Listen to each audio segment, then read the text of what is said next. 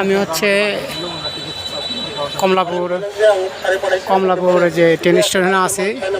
এখন ঈদ উপলক্ষে ভাড়া টিকিট নাই বলে, সিট বুক হয়ে গেছে বলেই টিকিটের মূল্যটা তাদের কাছে ডবল করছে।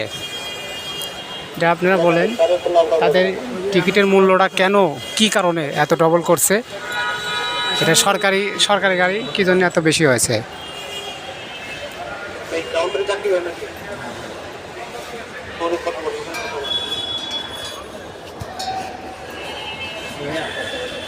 ফরিদপুর রাজবাড়ি এগুলোর টিকিট আছে?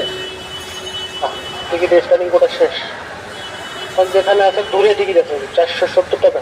কোথায় এটা? চুয়াডাঙ্গা। রাজবাড়ির কোনো টিকিট নাই? টিকিট দেবো। বেনাপোল এক্সপ্রেসের টিকিট নাই? গাড়ি কি দুইটা থাকবে এখন? না, একটা 12টায় একটা আছে সম্ভবত, বেনাপোল এক্সপ্রেস। আপনি বললেন, আমি তো আপনার সেই কথাই বলতেছি, আপনি কোনটা কথা বলছেন? না, বেনাপোল এক্সপ্রেস নাই আজকে। হ্যাঁ, ওইটা তো আছে। আপনি আর কোনো কথা বলছেন বেনাপোল ছাড়া? আমি বলছিলাম ফরিদপুর রাজবাড়ি, ওটা তো টিকিট নাই, এগুলো টিকিট শেষ। যা ছিল স্ট্যান্ডিং বিক্রি হয়ে গেছে। ভাই তুই নয় সেই টিকিট দেবো। তুই নয় টিকিট কেটে দিবে, গেটের পিছনে। সিটির টিকিট নেই। হ্যাঁ, ওই যাবেন কই? তোর নাই প্রোগ্রাম গেলে অনলাইন কোডে কয়টা টিকিট?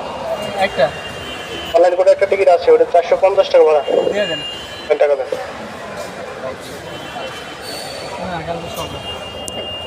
মামা তাহলে আমার একটা টিকিট দেন, আপাতত যাওয়া তো লাগবে। আখারও আছে না দুইটা।